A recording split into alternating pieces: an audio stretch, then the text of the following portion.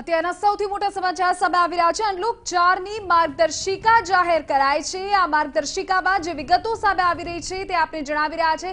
સૌથી મહત્વપૂર્ણ બાબત એ છે કે 30 સપ્ટેમ્બર સુધી શાળા કોલેજ નહીં ખુલે, શૈક્ષણિક કાર્ય બંધ રહેશે। એટલું જ નહીં, 21 સપ્ટેમ્બરથી કન્ટેનમેન્ટ ઝોન સિવાયના બાળકોને મોકલી શકાશે શાળાએ। આ પ્રકારની વ્યવસ્થાઓ પણ કરવામાં આવી છે અને જે ગાઈડલાઈન જાહેર કરવામાં આવી છે તેમાં સૌથી મહત્વપૂર્ણ બાબત શૈક્ષણિક કાર્ય સાથે જોડાયેલી એ મળી રહી છે કે 21 સપ્ટેમ્બરથી કન્ટેનમેન્ટ ઝોન સિવાયના બાળકોને શાળાએ મોકલવાની વ્યવસ્થા સરકાર અત્યારે કરી રહી છે। ધોરણ 9 થી 12 સુધીના વિદ્યાર્થીઓની વાલીઓની સંમતિથી શાળાએ બાળકોને મોકલવામાં આવશે। વધુ जानकारी मेरा संवाददाता रजनीश रंजन आप रहा है। रजनीश, बताइए क्या है पूरी गाइडलाइन, किन किन बाबतों में छूट दी गई है और कौन कौन सी बाबत ऐसी है जिसमें अभी कोई छूट की संभावना नहीं है?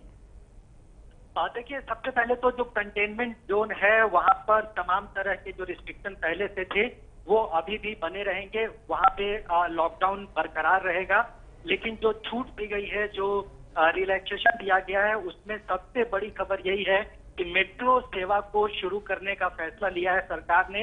सिर्फ दिल्ली मेट्रो नहीं बल्कि देश में जिन राज्यों में भी मेट्रो का परिचालन होता है और साथ ही साथ पश्चिम बंगाल कोलकाता में भारतीय रेल मेट्रो को चलाती है, तो वहां पर भी ये मंजूरी मिली है। 7 तारीख से यानी 7 सितंबर से मेट्रो ट्रेन चलाए जा सकते हैं।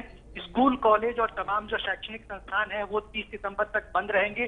पहले की तरह ही बंद रखा गया है, लेकिन कक्षा 9 से लेकर 12 तक के जो छात्र हैं वो समय समय पर अपने स्कूल जाकर वहां कुछ गाइडेंस ले सकते हैं, वहां लाइब्रेरी का इस्तेमाल कर सकते हैं, लेकिन वो पूरी तरह से वॉलंटरी बेसिस पर होगा। वहां पर भी बहुत सारे छात्र एक साथ नहीं जाएंगे, बीच बीच में वो गाइडेंस लेने के लिए जा सकते हैं। ये छूट दी गई है।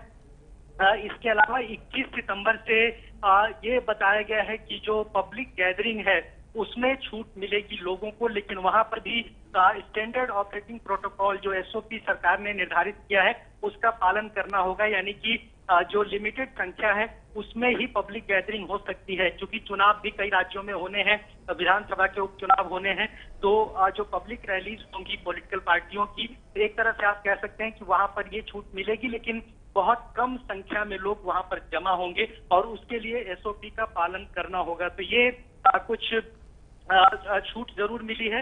बाकी आप कह सकते हैं कि बहुत ज्यादा रिलैक्सेशन नहीं है।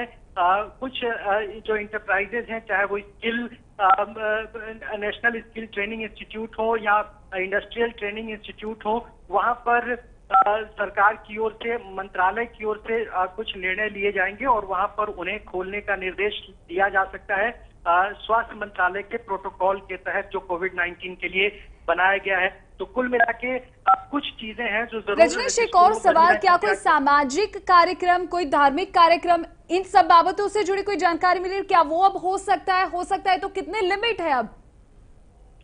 देखिए, सामाजिक धार्मिक कार्यक्रमों को लेकर अभी कोई छूट की जानकारी नहीं है, चूंकि मैं अभी गाइडलाइन पूरा पढ़ नहीं पा रहा हूँ, लेकिन उसमें अभी इसके बारे में कुछ भी नहीं कहा जा सकता है, चूंकि गाइडलाइन में बहुत सारे डिटेल्स दिए हुए हैं, अलग अलग इश्यूज दिए हुए हैं, लेकिन ऐसा लगता नहीं है कि कोई पॉलिटिकल या कोई रिलीजियस एक्टिविटी को सरकार ने रिलैक्स किया होगा।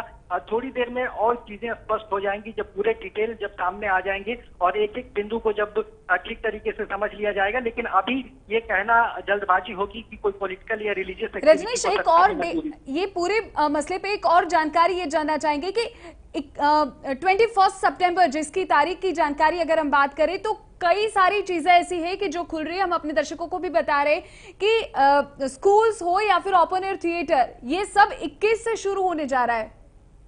देखिए, cinema hall, swimming pool, entertainment park, theatre and similar places will remain closed. Okay. However, open air theaters will be permitted to open।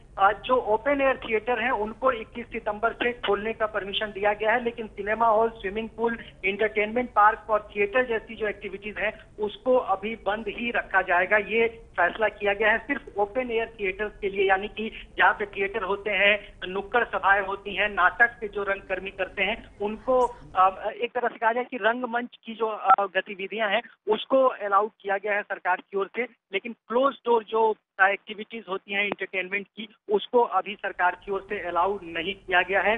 ये भी बताया गया है कि इंटरनेशनल एयर ट्रेवल जो सरकार की ओर से जो निर्धारित બિલકુલ આપને જણાવી દઈએ કે જે અગત્યના સમાચાર અત્યારે મળી રહ્યા છે કેન્દ્ર સરકારે માર્ગદર્શિકા જાહેર કરી છે કઈ કઈ બાબતો પર પ્રતિબંધ યથાવત છે અને કઈ બાબતો પર પ્રતિબંધ હવે હટી ગયો છે એની જાણકારી આપણે આપી રહ્યા છે 30 સપ્ટેમ્બર સુધી શાળા કોલેજ શૈક્ષણિક કાર્ય બંધ રહેશે 21 સપ્ટેમ્બરથી ઓપન એર થિયેટર ખુલશે 21 સપ્ટેમ્બરથી કન્ટેનમેન્ટ ઝોન સિવાયના જે બાળકો છે તેમને વાલીઓની સંમતિથી શાળાએ મોકલી શકાશે અને આ બાળકો ધોરણ 9 થી 12 સુધીના હશે એટલું જ નહીં 7મી સપ્ટેમ્બરથી મેટ્રો ટ્રેન સેવા પણ શરૂ કરવામાં આવશે।